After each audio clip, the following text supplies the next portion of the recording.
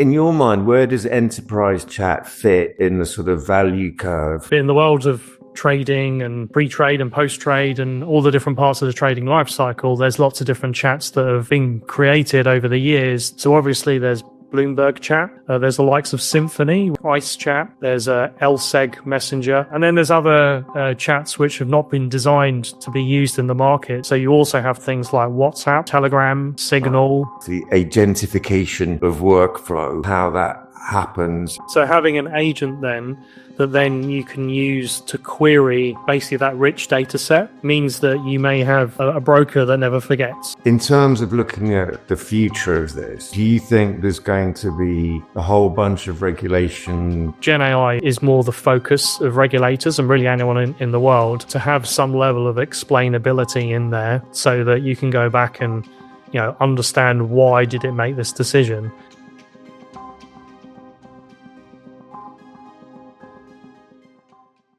Hi, this is Matthew Cheung, CEO of ipushpull.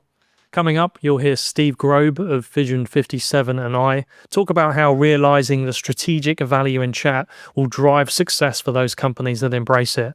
But why should you care about this? Well, chat use is exploding, the volume of messages sent is rapidly increasing, use of bots is significant and will only expand with the dawn of AI agents, and all of this coming in the backdrop of Gen AI becoming cheaper and more accessible. Well, there's a risk of doing nothing as a firm because there's currently lots of lost information that's flying around in chat, which means it's difficult to monetize that data, it's difficult to automate, and there's potentially new risks and fines from AI agents as they start to take place in the financial markets, which could be in the trillions.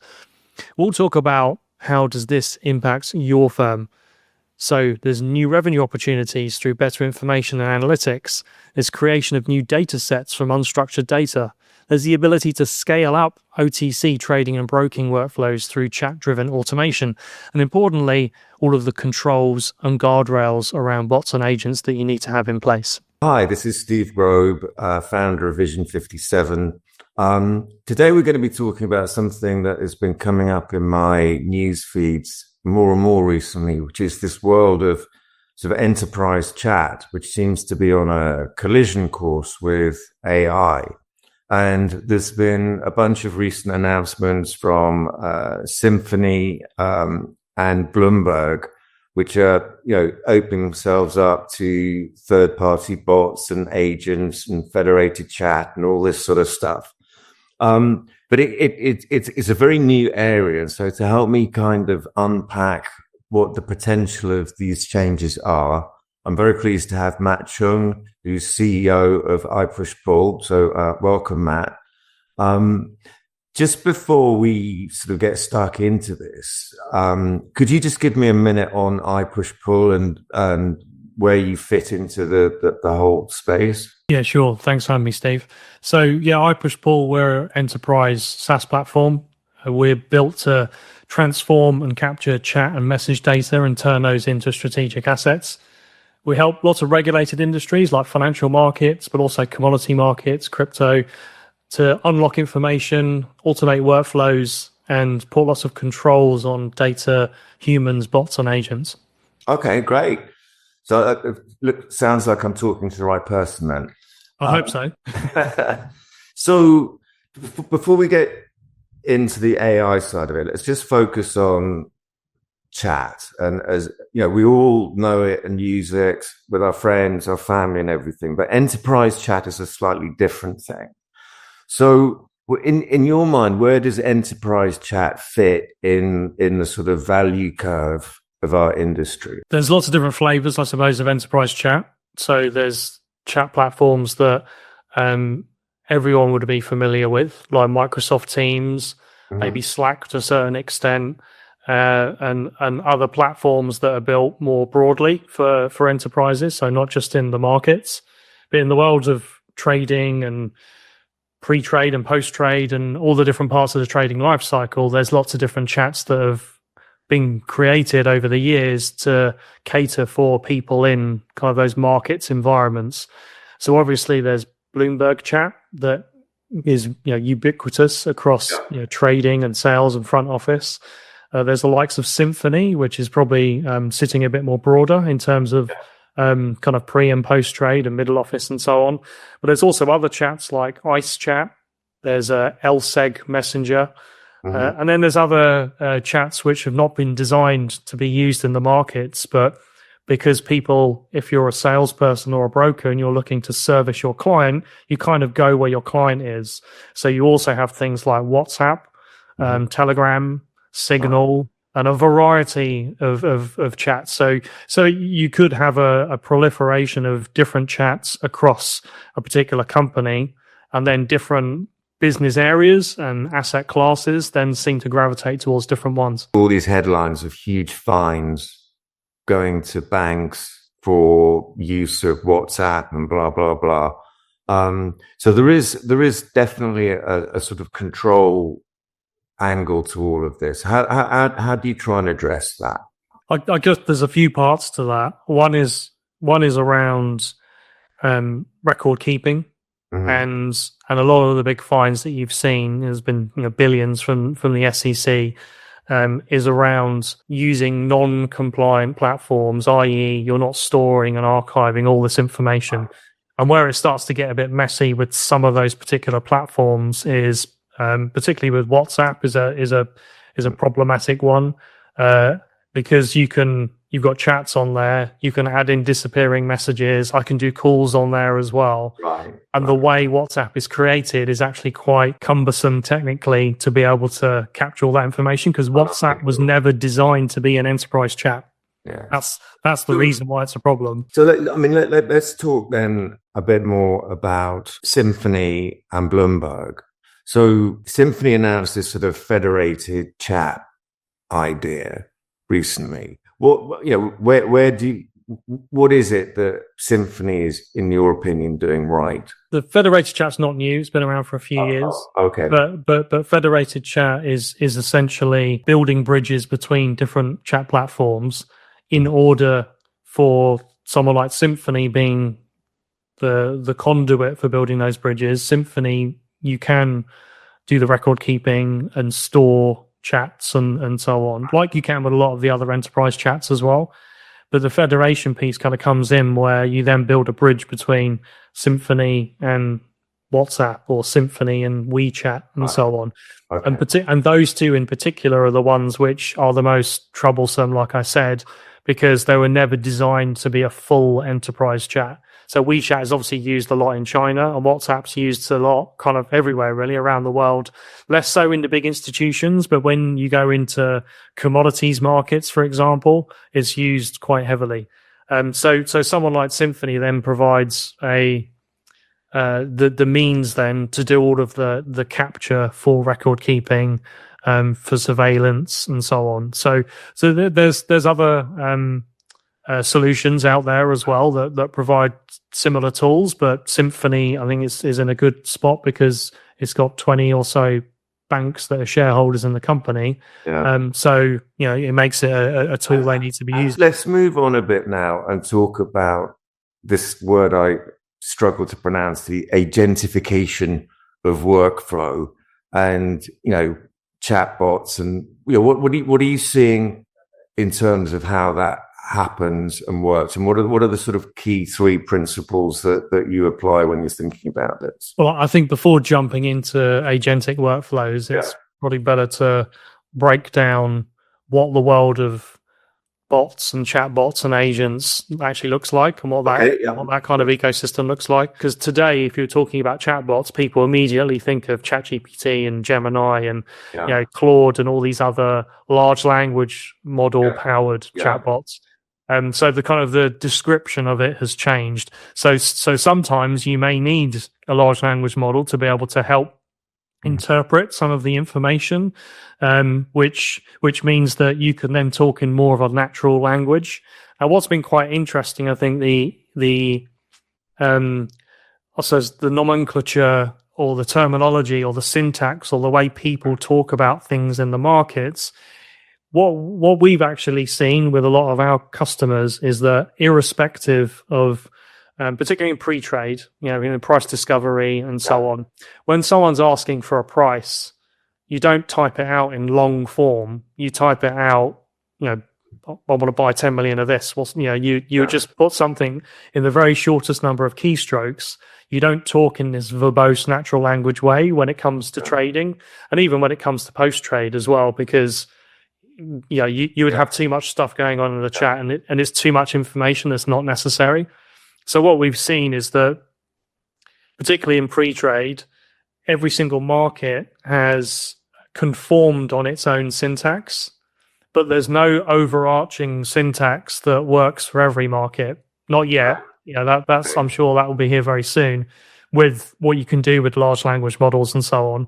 But what you find is if someone is trading euro swaps, the way they might speak about buying and selling things due to the nature of the instruments might be different to someone doing euro dollar FX or euro dollar short interest rate futures, right? So the syntax is all slightly different depending on what asset class you're trading, what instrument you're trading, what region in the world you're trading, and then obviously there's bits about language because people in Japan will be typing in Japanese rather than English. So there's these different language and description of trades and so on that's happened, but because everything has a fairly defined syntax for each different instrument and asset class, it's meant that you don't actually need large language models to be doing some of the mapping and parsing, because there's more simpler, more efficient, and more cheaper techniques like regexes and parsing, for example. Right. And it's essentially saying, okay, well, these things mean buy this, and these things mean sell those, and let's match them up. And you can have kind of simple mapping and through to more complicated levels of parsing. The agentic piece, going back to your question, where that comes into it is, so I suppose there's two sides to that. One is agents, and kind of one's agentic workflow, and they mean slightly different things. And then the idea of, I think when people are thinking about agents at the moment, you're thinking about autonomous AI agents. Which an agent is a smart bot. Yes, yeah. So you've got a very smart bot, and then there's a kind of an completely autonomous kind of agent that can go and do things, which no one is using those in the world of financial markets and so on at the moment. But where you're starting to see some use of agentic workflows is where, so for example, we have a customer who is using an agent inside a digital whiteboard that they've used ipushpull for, and that agent can sit inside that whiteboard, which is it's got prices and trades and orders and fills and so on, and it's got within that whiteboard there's a history of data and going way back of different prices and exactly. So having an agent then that then you can use to query basically that rich data set means that you may have a broker that never forgets and never sleeps. Which maybe on a Friday morning might not be the case sometimes. In terms of looking at the future of this, do you think there's going to be a whole bunch of regulation that comes into our market about how all this stuff should and shouldn't work? Is it too early yet? And do you think that firms, there's sort of three questions here. Do you think that firms really ought to be, if they're not looking at this now, then it really ought to be on their agenda? Good question. I think talking to like the FCA and understanding how they're looking at, there's Gen AI, which is at the root of all of this, but then the evolution of that is these kind of agentic workflows, autonomous agents, and so on. Now, I suppose there's two parts to that where you can, like anyone, it's always good to look back in history to try and predict the future and see how people are going to react to things. But there's probably two areas you can look at where you've seen some sort of automation in some shape or form, and then some regulation come in to put some guardrails around it. I think one is around algo trading and black boxes and so on, and we've seen that for what? And you've seen some algos blow up companies. Yep. Yeah. And then there's rules around, okay, what's in the black box, what can it do, what can't it do, how's it explainable, and so on. Then the other big comparable to look at is what's happened with Excel, Microsoft Excel on spreadsheets, or to use the regulators' terms, kind of EUCs, end user computing, which is basically the ability for someone to, to build something themselves in a spreadsheet. So over the last, 2 decades or so, you've had more than $10 billion of fines and losses. JP Morgan had the whale, what was that, 10, 15 years ago? That was $6 billion. You've had Citigroup's been fined quite a few times for some of the lack of governance on EUCs and so on. So what happened in those kind of scenarios? So then some regulation has come in to control that, to put some guardrails, to make sure people are doing things in a safer way. Things like BCBS 239 was a regulation that came out to look at Excel. Now going forward, what's the future look like? Yeah, if you're looking at AI, there's the regulators themselves are still trying to figure out, I think, what they're doing with it. The only one where you've seen something kind of really go forward is probably something like the EU AI Act, but that was not really designed for some of the things we're looking at in financial markets and specifically trading. But what is useful to start thinking about is, if you look on the horizon, because at the moment, Gen AI is more the focus of regulators and really anyone in the world, to have some level of explainability in there so that you can go back and understand why did it make this decision. As you go forward and you start to see an adoption of some of these AI agents that we were talking about earlier, means that at that point in time, unless you have some guardrails and controls around an agent, because the whole idea of the word autonomous means the agent can make a decision for itself. Yeah. So, for example, the workflow that we're working with a customer on is having an agent, and essentially an agent then can connect to different tools. So, for example, no large language model knows what day it is or what year it is. They don't have this idea of time and date. So you give it a tool to understand that. Another tool might be, connecting to the ipushpull API. Another tool might be, a whole bunch of other stuff. So the autonomy comes because the agent itself then chooses which tool is best fit to serve its purpose, right? But then how that agent would work in the environments of ipushpull is anything it does, it's not connected essentially to the outside world. Any connectivity to the outside world is through our platform, which then we provide all the controls and guardrails and access controls, permissioning, identity management, and so on.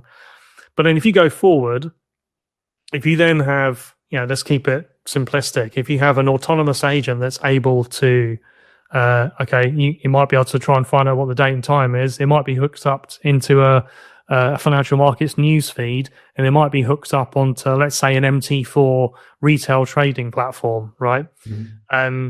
Let's keep it there for the moment on kind of the retail side. If you imagine, though, that wasn't the retail side and that was hooked into, a major financial institution or a big hedge fund, and that agent can go and put a trade on itself without asking anyone, and it's got the authority itself to put on any size that it wants because it's completely autonomous, then all of a sudden the $10 billion losses you saw with spreadsheets in the last 2 decades could be a rounding error for an agent. And then so it's this idea of having these autonomous agents that can be trading with one another with no controls and guardrails around it, means that you could bring down the entire global financial system. So I think where we are today is that is on the horizon. It's not something people are worried about right now today, because no one is adopting these tools just yet in financial institutions in the enterprise. But what we would kind of say to people is you need to start putting the controls and guardrails in like now, so that anything that you are building, anyone across, if you've got 10,000, people in your firm and they're developers and BAs and people that can, know how to create things, those people need to be funneled through one unified way or one central place. So that what you're saying is there's a big governance internal governance issue that at a firm-wide level, people should set these guardrails and controls as to how this stuff can get implemented. Yeah, exactly. And I think that's where it seems to be at the moment. Firms are adopting processes that work for like data governance and risk governance. So there's lots of governance in big financial institutions. That's why generally they're quite slow compared to little startups, right? But all of those protections and processes have been there for a very long time when it comes to data and access and things like that. So I think what we're seeing is people are adopting what they already know and using kind of common sense approach to it until the regulator then decides, okay, this is the way we want it to be. And I don't think we're there yet in terms of the regulators are still figuring stuff out for themselves. But I think it probably wouldn't be a million miles away. I'm sort of caught between awe of the potential for all of this stuff and a little bit of scaredness about what happens if it goes unchecked. But it's here to stay, and I think it's very obvious that firms need to be thinking about this and have a strategy around this. And I think you recently published, or maybe it was a while back now, a document, a white paper on what is your chat strategy, which people can get from your website, I would imagine. But that's about all we've got time for today. So I'm going to say thank you, Matt, very much for that. That was great. And we'll see you all next time. Thanks. Bye. Thank you, Steve. So what are your next steps here? Well, I think it's important for you to understand how chat is used across your organization. What chat applications are you using? Are you already capturing this data? If you're using bots or agents, have you got sufficient guardrails in place? So do reach out to ipushpull and we can advise you on how to build your plan to capture, transform, automate and monetize your chat data. And in the meantime, please download our What is Your Chat Strategy report.